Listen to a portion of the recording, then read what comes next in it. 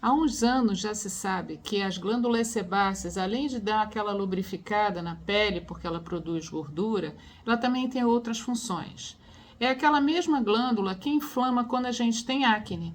Então faz aquele processo inflamatório, depois que o processo inflamatório acaba, fica uma perda de tecido ali, uma cicatriz. E o que, que acontece? Há uma redução dessas glândulas sebáceas na área onde houve acne. Então a pele fica assim mais flácida, com uma textura ruim. Isso não é só porque houve destruição por causa da inflamação. É porque as glândulas sebáceas são muito importantes porque elas fabricam uma série de substâncias que mantêm o colágeno da pele. Então, quando eu faço um tratamento para acne, eu tenho muito cuidado em pensar nas consequências a médio e longo prazo do tipo de tratamento que eu vou fazer. Quando o acne é leve ou moderado, eu sempre opto por opções que sejam mais conservadoras, no sentido de se utilizar tecnologia para a gente desinflamar aquele processo, para que não haja uma perda de colágeno importante.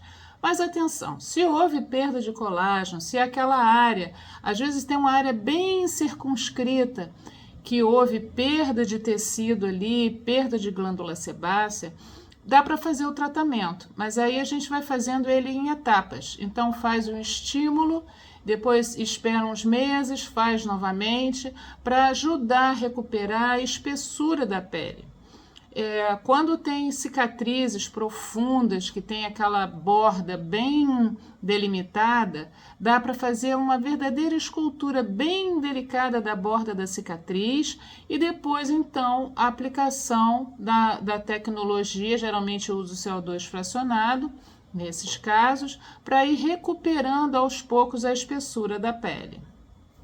Nem toda situação de acne necessita de tomar isotretina via oral para reduzir o tamanho da glândula, porque isso nem sempre é o mais adequado.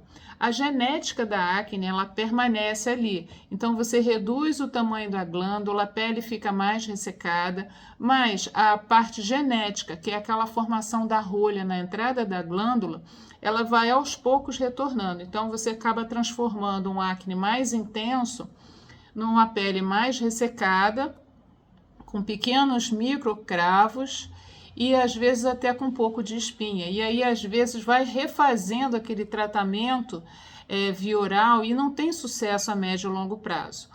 O interessante é que a gente precisa analisar que nem todos os casos de acne são tratados da mesma maneira. Então é interessante essa avaliação bem criteriosa para a gente pensar o que vai acontecer com aquela pele a médio e longo prazo.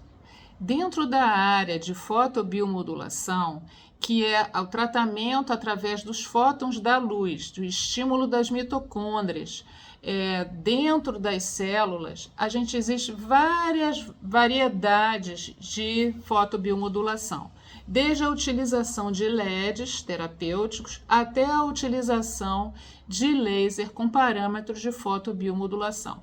Todos eles têm como objetivo reduzir a reação inflamatória da acne naquele local e também, dependendo do comprimento de onda de luz que se utiliza, a gente também consegue fazer a destruição das bactérias que estão presentes em muitos casos de inflamação por causa da acne.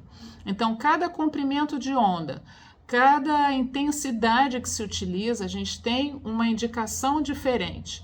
E o objetivo principal desse tipo de tratamento é evitar os efeitos colaterais das próprias medicações utilizadas para acne e também pensar como aquela pele vai ficar a médio e longo prazo. Então, a gente acompanhando uma pessoa durante 10, 15, 20 anos, a gente percebe que quanto mais direcionado o tratamento, melhor vai ser então a evolução a médio e longo prazo e a satisfação do cliente com o seu tratamento.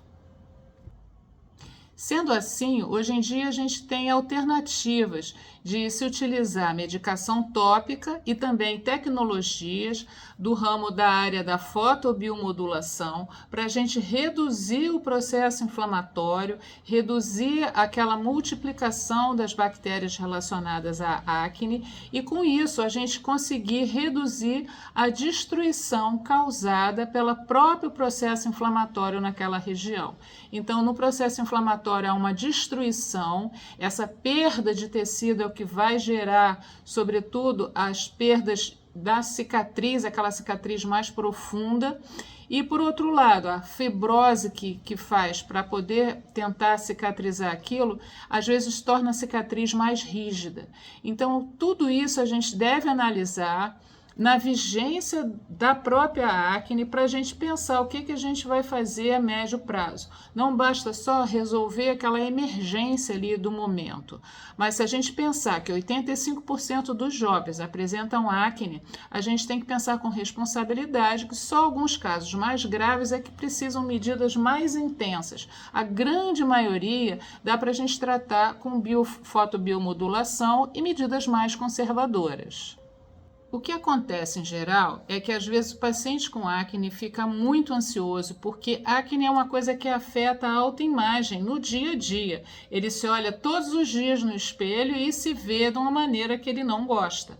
Então, esse tratamento ele tem que ser abordado com muita delicadeza, a gente tem que explicar todas as etapas do tratamento, como que ele pode ter um alívio nos primeiros 15 dias de tratamento, em vez de piora, e como é que a gente vai fazer em todas as etapas. Então não adianta ficar pulando de profissional em profissional, esperando medidas assim que vão ser milagrosas. Esse agora vai resolver o problema, porque acne é uma condição de expressão genética. Então a gente tem que lidar com aquilo, saber como que vai fazer em casa, então passar daquele processo inflamatório inicial, o que você vai fazer a médio e longo prazo. O paciente tem que estar muito bem orientado para ele saber, bom, agora vamos cuidar desse jeito ou daquele outro jeito.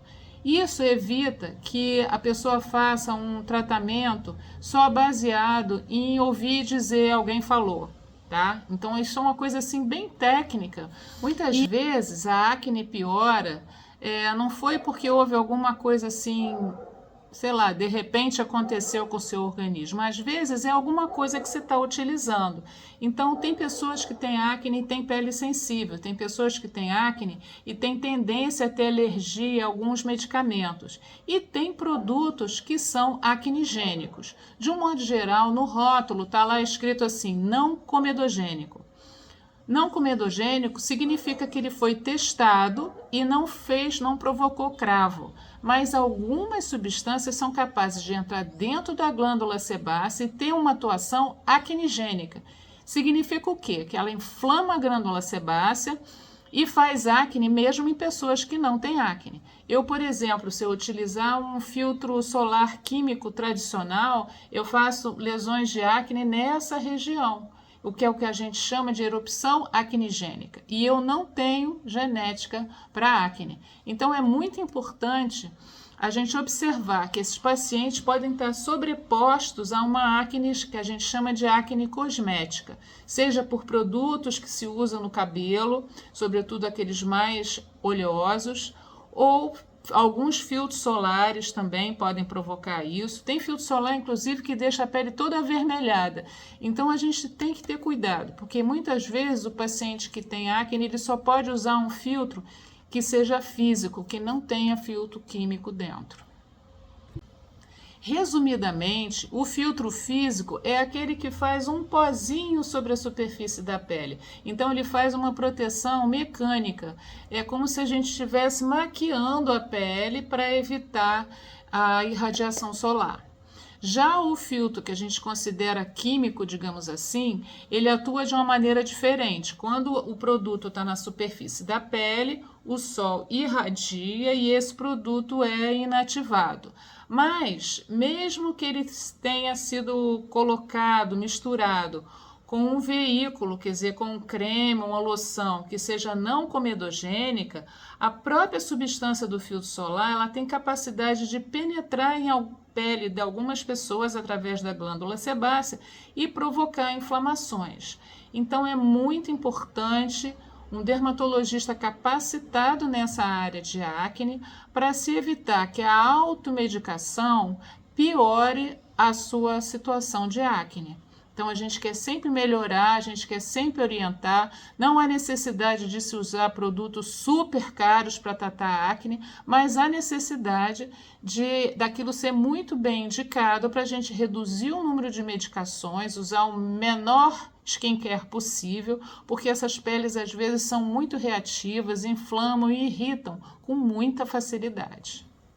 Como 85% dos jovens vão ter algum tipo de acne na sua adolescência, acontece que isso se tornou um mercado muito amplo e nem todos os produtos que são indicados para uma pessoa ele serve para outra.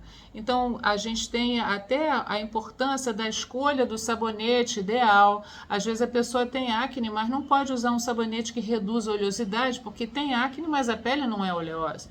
Às vezes tem acne, mas a pele é reativa.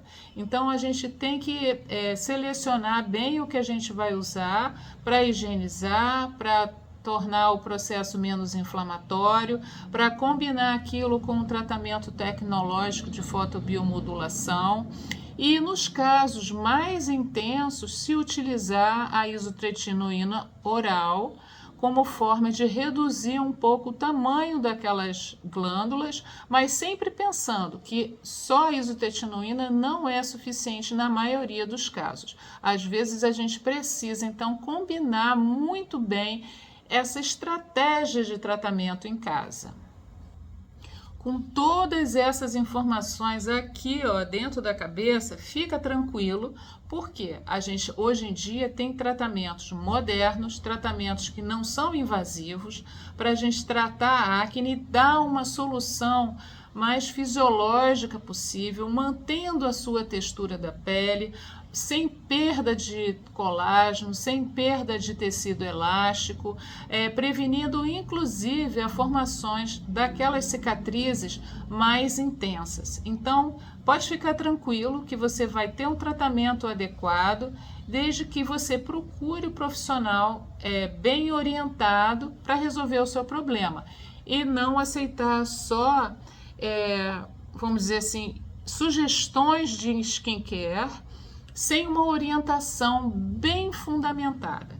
Eu tenho um prazer enorme de tratar esse tipo de paciente, porque eu tenho a oportunidade de acompanhar desde a adolescência à vida adulta, com resultados muito interessantes, e eu fico muito feliz com isso.